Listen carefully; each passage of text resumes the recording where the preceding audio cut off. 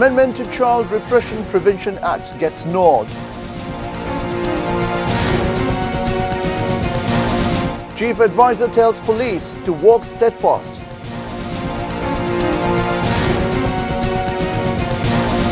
EC objects to 12 proposal of Reform Commission. ACC starts probe against Beximco Pharma.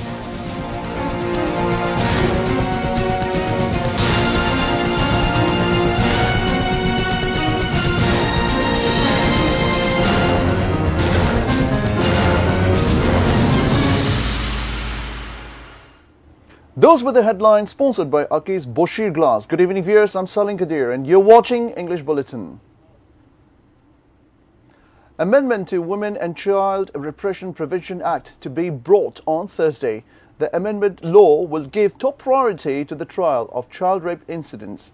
A meeting of the Advisory Council headed by Chief Advisor Dr. Muhammad Yunus nodded the amendment to the Women and Child Repression Act in principle on Monday.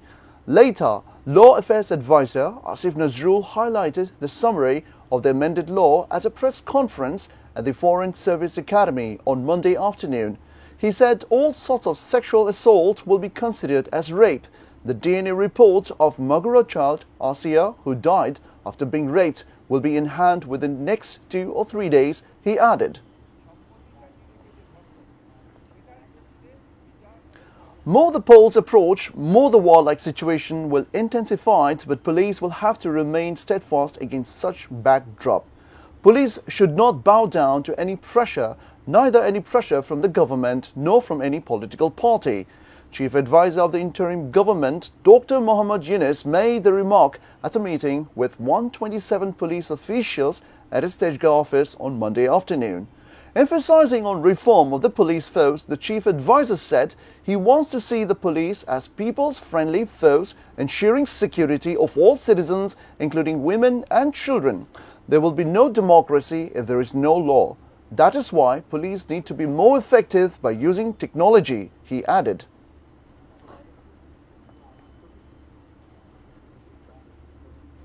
The Election Commission has sent a letter to the National Consensus Commission objecting to 12 proposals recommended by the Electoral Reform Commission, including keeping EC under punitive measures.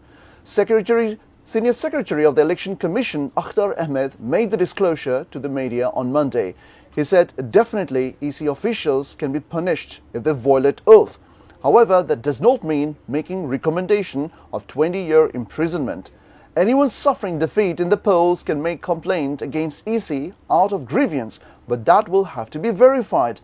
He said the Election Commission has also given opinion against holding of local election prior to national polls under the caretaker government, as recommended by the Electoral Reform Commission.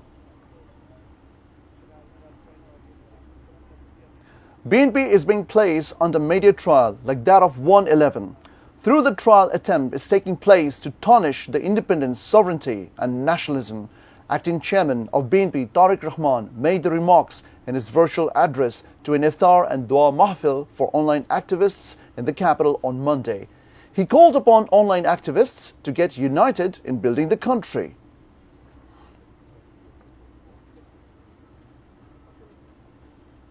An allegation of misappropriation of Taka 20,000 crore has been raised against Beximco Pharma, owned by Salman F. Rahman. It is alleged that the money had been misappropriated in the name of buying COVID vaccine. The Anti-Corruption Commission has started a probe over the matter.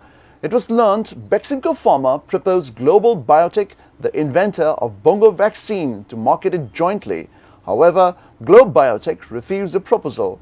Then Salman F. Rahman and other influential people of the past government planned to misappropriate Taka 20,000 crore through a syndicate in the name of importing COVID vaccine. There is no alternative to proxy vote to ensure balloting rights of the expatriates. Election Commissioner Abul Fazal Sanaullah made the remark after a meeting of the Election Commission and chiefs of 19 missions of OIC member states in the capital on Monday. AC Sanoullah said the Commission has sought support of OIC to ensure voting of expatriate voters. The Commission briefed the OIC mission chiefs about next parliamentary polls preparation and shared experience and sought their support. Mission chiefs including Algeria, Brunei, Egypt, Indonesia, Iran, Kuwait, Malaysia, Morocco, Pakistan and UAE were present at the meeting. Later, Malaysian High Commissioner Muhammad Shuhada Uthman said Malaysia has support for all reforms initiative of the present government, including polls.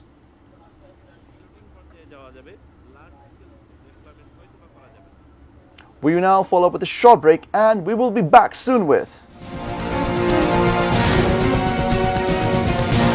life of 1 million children in Gaza at stake.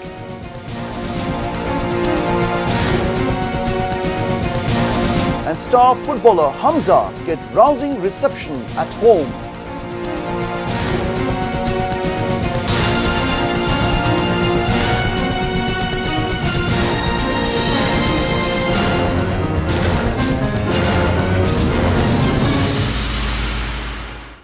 Welcome back. You're watching ATN News. This is Salim Kadir with English Bulletin.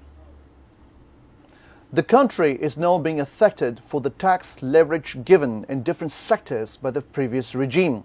Chairman of National Board of Revenue, Abdul Rahman Khan, made the remark at a pre-budget discussion at the auditorium of NBR in capital's Agargao on Monday.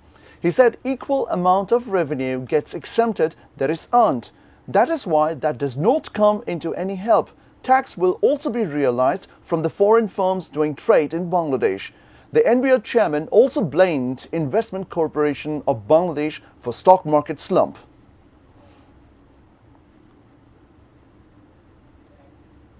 We now begin with news around the world.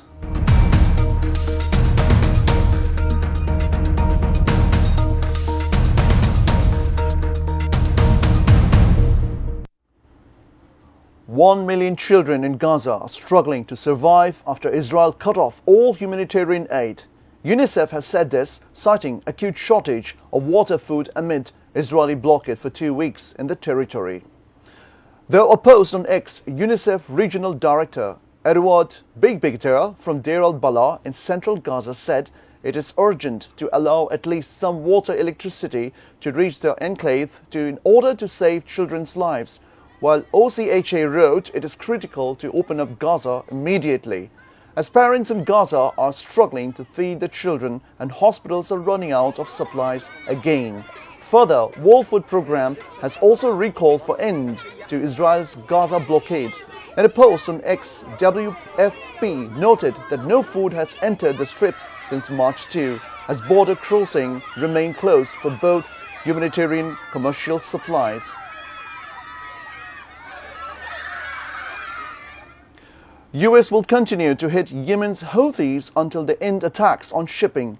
US Defense Secretary Pete Hegseth said this. Media cited Hegseth as saying that is not a one-night thing. This will continue until you say we are done shooting at ships.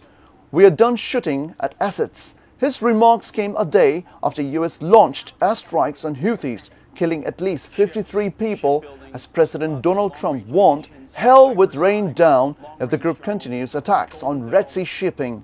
Hegseth said this is about stopping the shooting at assets in that critical waterway to reopen freedom of navigation, which is a core national interest of US. He warned they better back off. However, Houthi leader Abdul Malik al-Houthi said if US continue the aggression, his fighters will continue the escalation. Local authorities have detained at least 15 people following a nightclub fire in North Macedonia that killed at least 59 people.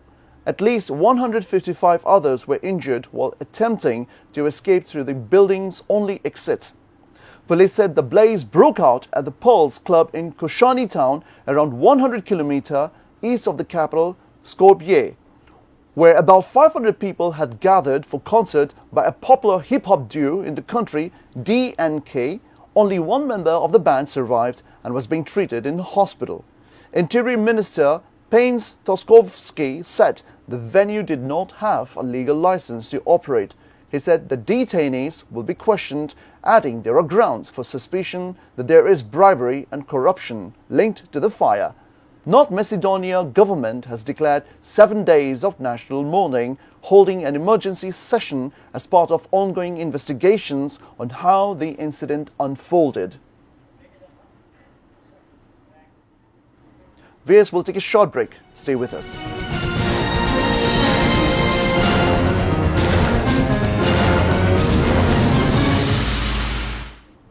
Welcome back. You're watching English Bulletin, and now we begin with sports news.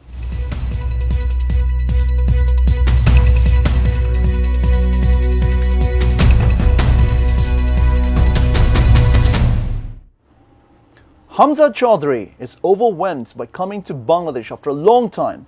He expressed his optimistic about starting his Bangladesh career with a win over India. Upon departing from Manchester and landing at Sylhet Osmani International Airport, he received rousing reception from Football Federation officials and fans. Talking to media in front of the airport, Hamza told it feels incredible coming home after a long time. His heart is pumped. He said he will make his Bangladesh debut against India in the Asian Cup qualifiers in Shillong on March 25 and hopes to mark his new beginning with a victory. Hamza added, "I've spoken with Coach Javier about many things. Inshallah, we will win and progress." He is expected to spend 2 days in his ancestral home in Snodcut village in Bahubal, Upazila, Habigunj before joining the Bangladesh team. Well, before ending the bulletin, Akis Boshigla's top series once again. Amendment to Child Repression Prevention Act gets nod. Chief Advisor tells police to work steadfast.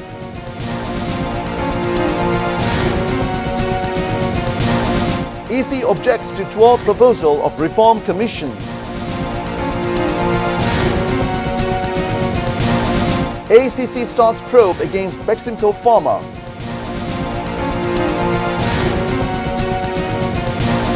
Life of 1 million children in Gaza at stake.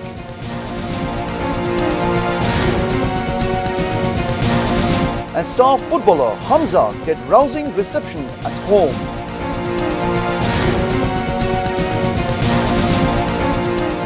That's all from the newsroom for the moment.